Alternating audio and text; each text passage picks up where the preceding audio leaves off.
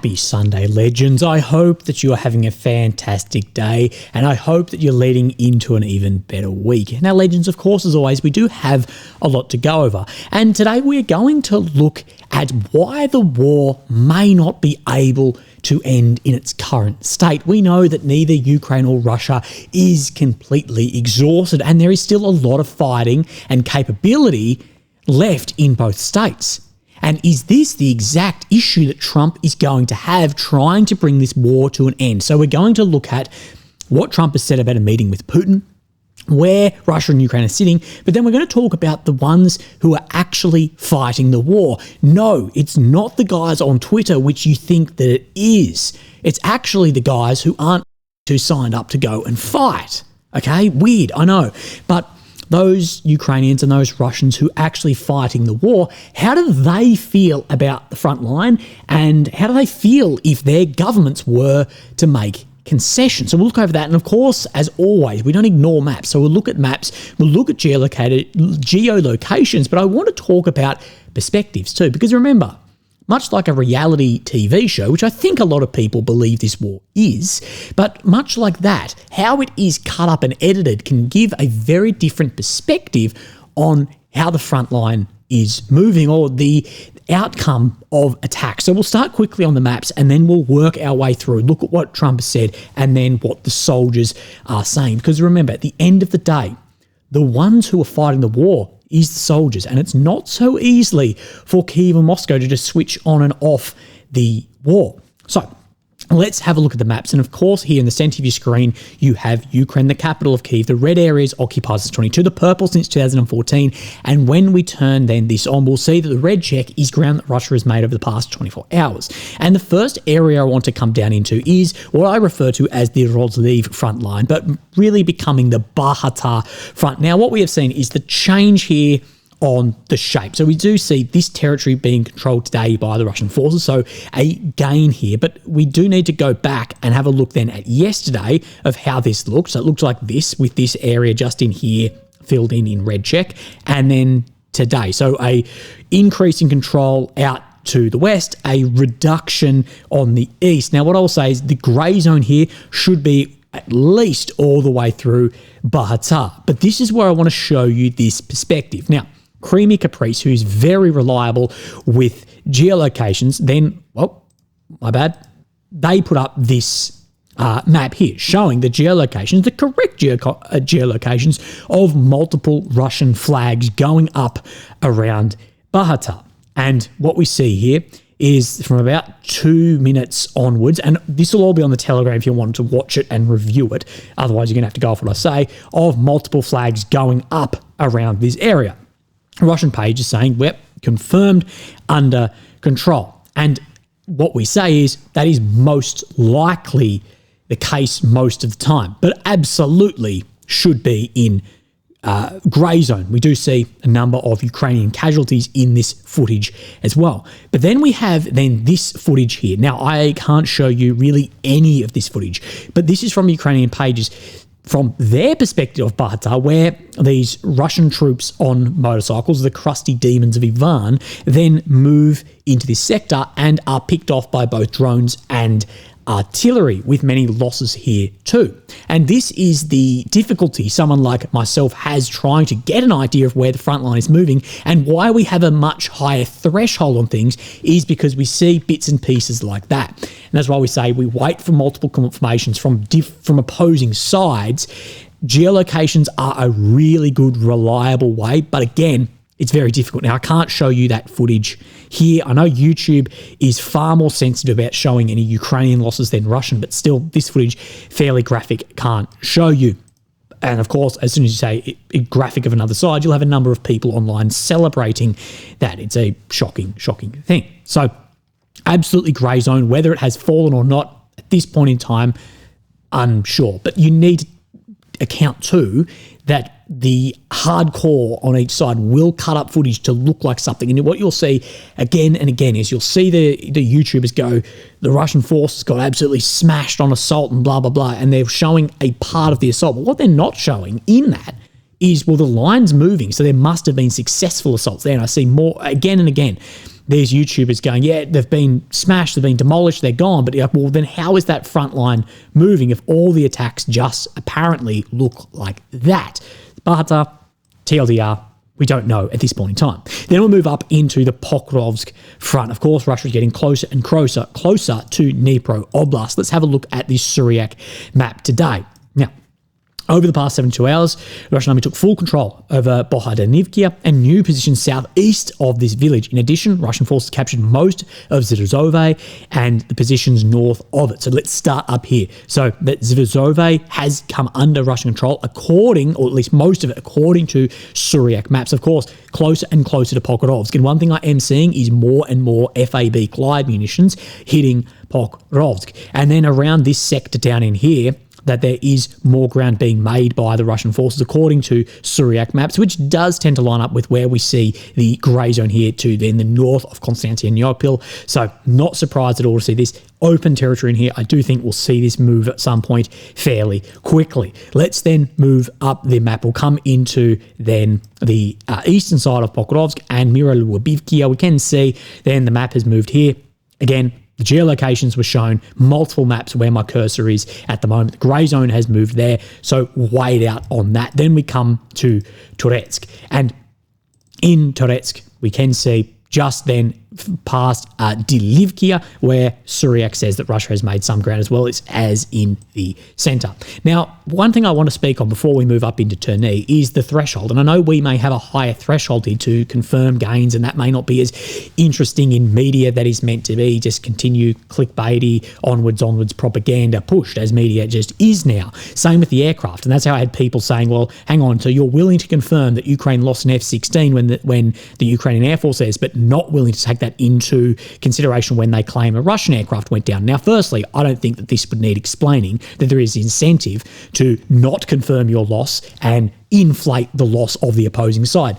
Just as we say, with aircraft, our threshold is either footage of that aircraft or self-confirmation, because on the flip side of that, if fighter bomber, they have much more incentive to claim that they've shot down F-16s than they are to then say that they have lost their own Su or Tu aircraft too. So yes, our threshold may not capture everything, but it's sure as hell way more accurate than just believing then both MODs who lie again and again about losses. If we believe that, Russia would have 0 Su-34s left, or Ukraine would have 0 HIMARS left as well. So sorry for having a higher threshold.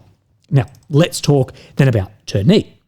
Now, what we can see is Syriac is still saying that down near Zadachne that Russia has made ground down into here. Of course, Ukraine said that it had pushed out. We don't know. But around this centre part here, they're saying that the Ukrainian army had launched an assault north of Torsky and recaptured the fish farm. So it looks like down this small part of land between these reservoirs and taken back in here.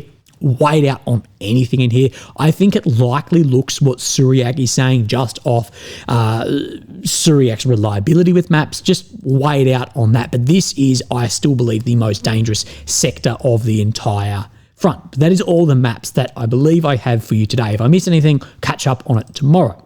So, Trump, he has posted on his Truth Social thingo that he is going to be speaking by telephone to Vladimir Putin of Russia on Monday, 10 o'clock. So tomorrow, basically, the 19th. The subjects of the call will be stopping the bloodbath that is killing, on average, more than 5,000 Russian and Ukrainian soldiers a week and killing trade.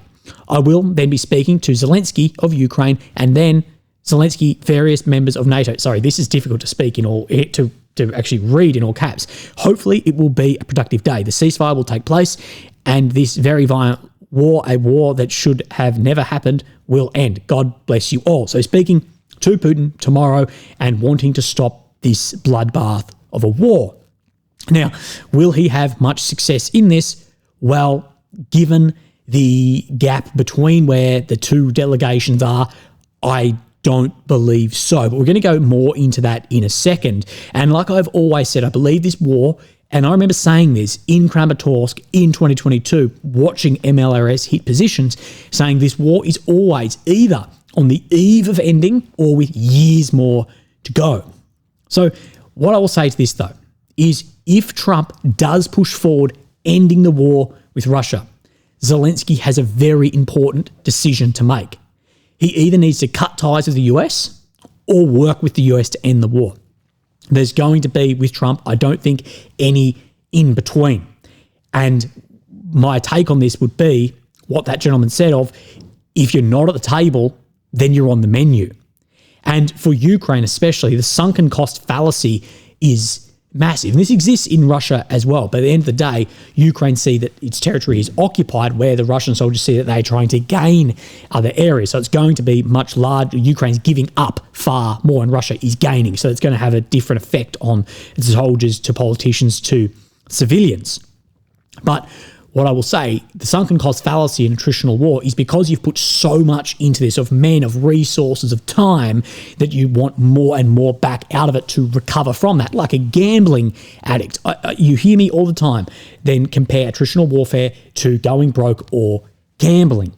But what I will say is, without the US, the deal, if there's any deal on the table, it is not going to improve. It's going to deteriorate much more quickly. And without the US there, well, we already see how the European states feel threatened and foot drag and all of this. It's going to get far worse if the US isn't supporting there. So I'm glad I'm not in Zelensky's position, but if Trump and Putin march onwards, I don't know where he's going to sit. And we see Trump, it's very difficult to get an idea of how he actually feels about Zelensky. And we see this in the same interview with Fox, where he says that Zelensky, he doesn't have any of the cards, that I had a rough or tough conversation. He said one of those two words, time with Zelensky, that he doesn't have the cards, that the war needs to end. He also says this, and the reason I bring this up is we're trying to just get an idea of how Trump sees this war and how he sees Zelensky. And my reading of Trump, he has much more time for the realpolitik battlefield reality than visions and ideals there too. That's sort of just the way a transactional businessman like that works. He's far closer to the realpolitik side than the idealistic moralist side. And this is just a part I wanted to show you. What bothered me, I hated to see the way it was... Oh, sorry. I've muted myself. What bothered me, I hated to see the way it was, pissed away. I hated to see that checks were sent for $60 billion. Every time Zelensky, I think he's the greatest salesman in the world, far better than me. Zelensky, he comes to Washington, he walks out with $100 billion every time he came, $100 billion. Now his ability... So I know Trump can throw figures all over the place, but it would really interest me, because of course he has kept on this figure that is far more than the US has then reportedly sent to Ukraine. I would be very interested to see how Trump has come to that figure, but basically saying they've pissed away our money for this war, for Congress as well. We're shrinking because the last time I only got $60 billion. But Congress is very upset about it. They're saying, where is all this money going? And I'm focused on we Putin. send checks. We don't only send we send just checks. We send just cash. So Trump, he's not happy. And in the interview, he wanted to speak about Putin, but Trump still stuck on that as well. So again, we will see, but it's hard to get an idea of where Trump is actually sitting on this. But as I have had a prediction before, I do believe, and this is going to be very unpopular if it happens, and maybe even unpopular to talk about, but I do believe we'll see the US and Russia then recreate ties and formal economic opportunities together. I do think we'll see this relationship then grow over the coming years. Now, many will argue that Russia will be isolated for a century. And in history, when we see with countries going to war, that's just not the case, even when they have done significantly more horrible things than has been launched over the past 3 years. Look at Germany and Japan, for instance, significantly more horrible of what occurred. And we see that things move on very quickly in international relations, whether it's right or wrong, whether you believe it's right or wrong, doesn't matter when we're talking about the reality of that. Now, what I believe we'll see is, especially like America, move on this relationship. Now, for minor European powers with a very rocky history with Russia, maybe not. But America, they openly admit and they know that China is their biggest threat. And what we see is, even when there was a threat of Nazi Germany gaining then regional hegemony in Europe, the US was willing to look past their own ideals. They're willing to look past communism and Stalin and the purges and all that to work together against it. And this is the thing. There's this idea of outwardly being realistic, but the politics being more realistic, and would work with Stalin and communist Soviet Union to go against that. And I think we'll see similar here, that Trump will go, or US will go, look, we don't agree with that, but we may need to bring that more into our sphere and on our side to try and check this massive growing potential regional hegemon of China. And if the US wants to check China, as it will then have further influence and expansion. Now, that doesn't just mean military expansion, but can mean economic expansion and influence. It's hand in hand into Eurasia. I believe this kind of thinking will return. And there's some arguments against this, though. Have sanctions isolated Russia and forced a shift towards China that cannot be reversed anymore? Is Russia crossed that event horizon and just all figures are going towards China, as many will argue? And that is a factor. It's a dangerous one, but I'm not convinced by it. The US and Russia, I believe, are culturally closer, and they're both rooted in Christian traditions. Even when we had Mao and Stalin, Soviet Union, China couldn't see eye to eye on things. So I think we overestimate that relationship a lot, but I could be incorrect too. But this is where I'm just not convinced. Now, Russia aligns itself politically and economically with China, but that's in opposition of US dominance, that the enemy of your enemy is your friend. But that alignment isn't on overall shared values. So the thing is here, though, where I can be incorrect to try and present this, is my example of working with a state of which you don't see eye to eye with above. That logic can be applied with a Putin move towards Xi as well. So it's hard, but I honestly believe that the problems that Russia solves for China, mainly geographical and food and some minor tech, is the reason why, if the US want to check that growth of China, they will build a relationship with Russia, as unpopular as it may be. But let's go back to ending the war and how difficult this is actually going to be, and not just politically, but also for the guys working. So I want to step back just a little bit, and I want to look over some of the comments made by this commander in the 47th Separate Mechanised Brigade. Of course, you may know the word 47th Mech because they've taken place in some of the hardest fronts, and this guy himself in Kursk. And he says here, basically, as he's resigning, he says, I hadn't planned on reactivating this page, but this is the breaking point. I've never received more idiotic tasks than on the current front. One day I'll share the details, but the senseless loss of people and the trembling before clueless generals leads to nothing but failures. All they're capable of is reprimands, investigations, and disciplinary actions. They can all go to hell.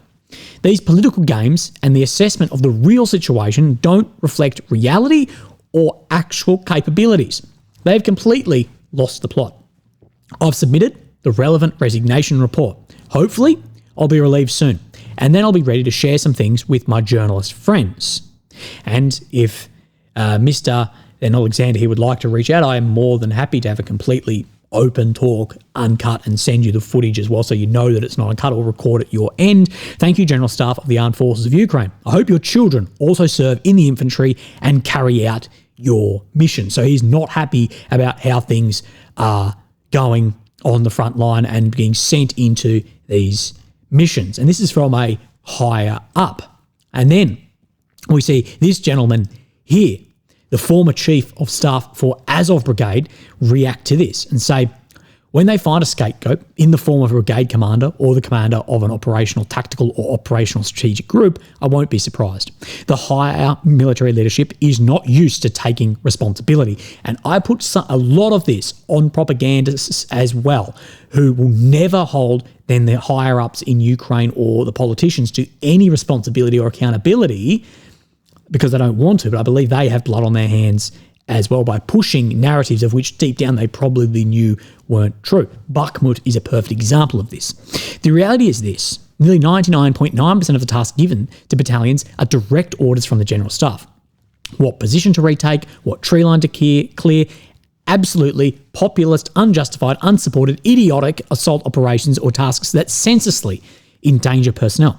Why? So that one person can appear in front of the president as if everything is under control. In reality, nothing is under control. The Commander-in-Chief lives in his own world where the main source of information is Hanna Maliar. Now, she is a Ukrainian official that served as the Deputy Minister of Defense, and he's implying here the Commander-in-Chief is relying on media-facing, sanitized, or possibly politically motivated briefings rather than direct, accurate military reports in the field. And when I say this, as far as propaganda, must support military operations, not in reverse, and that these then commanders, a lot of the decisions made are for optics driving operations rather than tactical or strategic gain, aka Kursk, I'm labelled as a propagandist, even if what I say directly goes with guys who are actually commanding troops in the battlefield. God forbid it's also intelligence, though I wouldn't rule that out. So intelligence basing on that too. I support Alexander's position. That kind of stance is rare. But exactly, officers like him who are the future of our army, because they're not about careerism. They're about responsibility and honour. And remember when a gentleman I know, I don't know how much more I can say about this, not to put him in danger, but what he basically said to me was, what we need to do, Willie, in Ukraine is sack all of the senior officers and just bump everyone up, because the field commander, the guys on the ground, they will do a significantly better job in then those higher positions.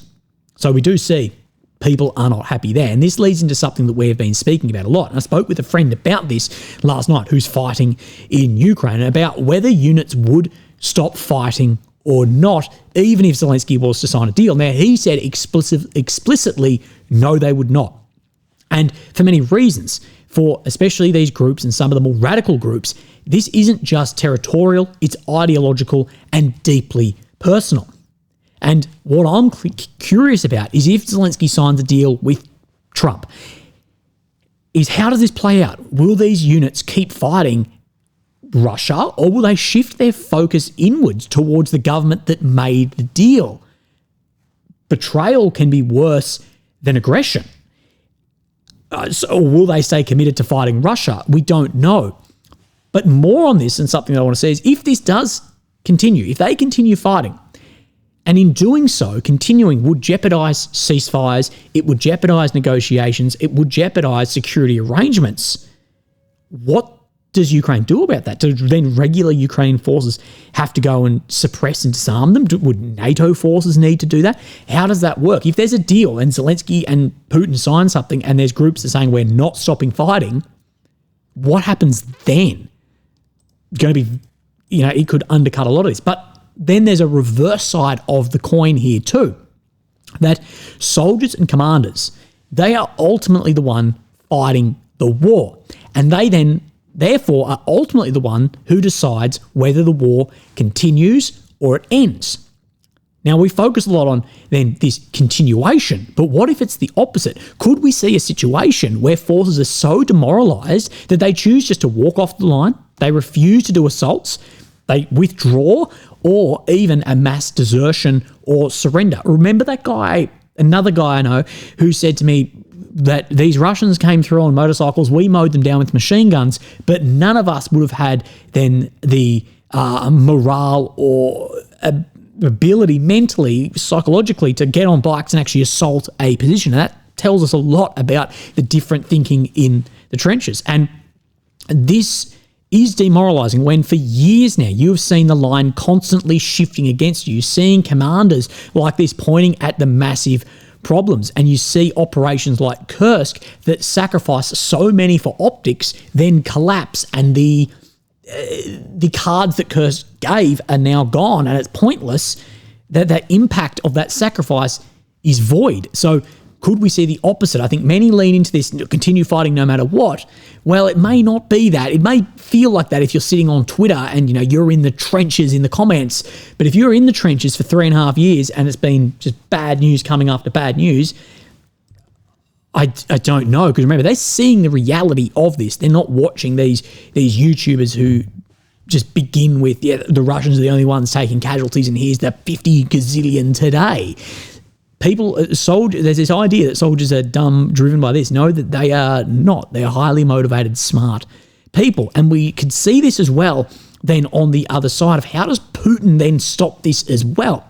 And New York Times says Russian troops are war-weary, but want to conquer more of Ukraine. And as the Ukraine European allies, they accuse Trump of offering the Kremlin too many concessions, then Russian soldiers and their supporters, that they are saying that the peace proposals, that these are too little. And they spoke to multiple Russians here who, yes, they have skepticism and diplomatic efforts here. They, don't think it's going to move, but also that they're not happy if it was to then fall silent where it is. There's rejection of an unconditional ceasefire. They think that they should keep fighting until they conquer all 4 of the oblasts that Russia doesn't control a completion of any. This guy here is saying, we're tired, we want to go home, but we want to take out all the regions so that we don't have to struggle for them in the future. Otherwise, all our guys died in vain. And what we are seeing is they want to continue fighting. They don't want to continue, but they see it as, well, we need to achieve those goals. Putin of Russia would face an ending the war on terms that would fall short of his maximalist goals. Then it would be a domestic challenge for him.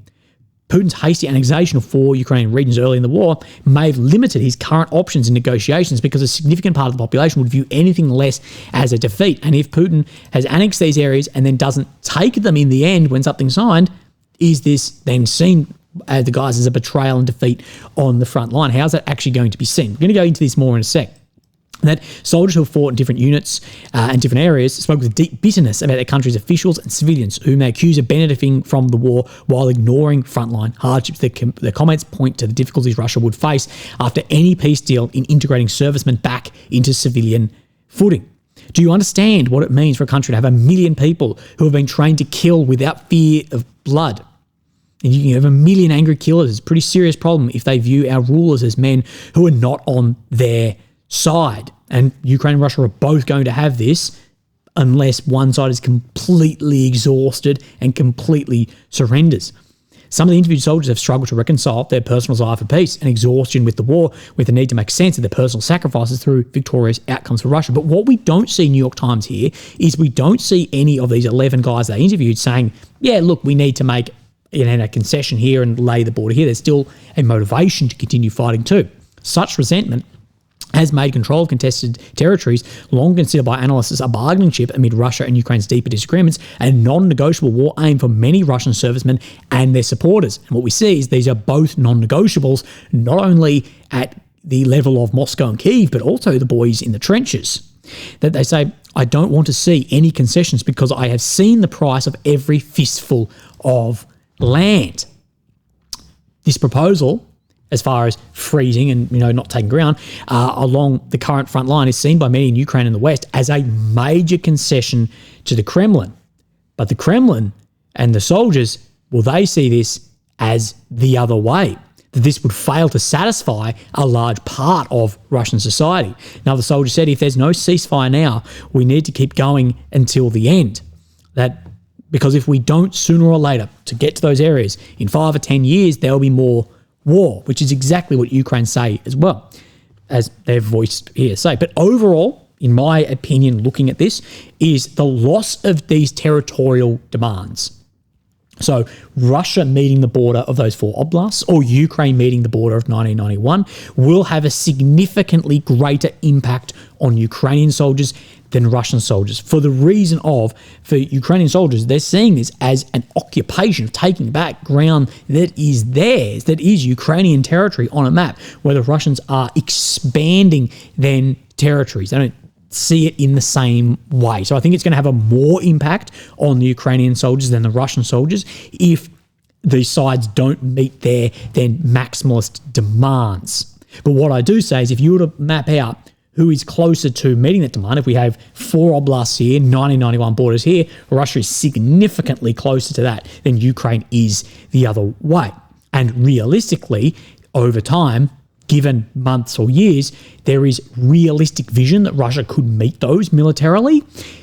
In my opinion, there is no realistic vision militarily that Ukraine could take back areas like Crimea, regardless of the amount of then munitions given. It's just a manpower thing. And even if Kherson, Donetsk, Luhansk, all these areas came back under, an assault on Crimea would be, in all of my study of our war, would be Pyrrhic just due to the geography and the losses that would be taken there. Zelensky has said that too, that they know they don't have the military power to take this back. Continue on, this survey conducted in Russia by an independent polling company chronicles that nearly half the respondents said that they would not support a peace deal that falls short of those initial goals.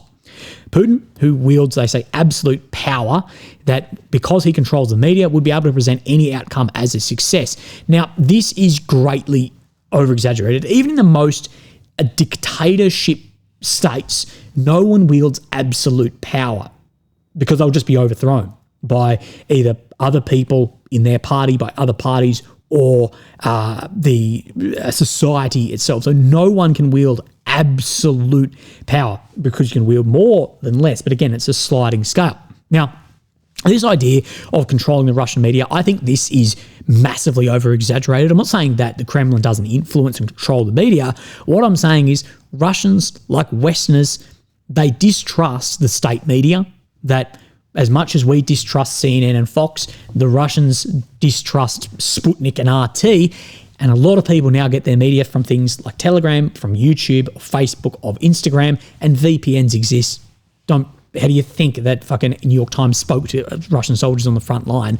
They can see all of that as well. CNN is allowed in the Kremlin when there's questions and answers with then the leaders.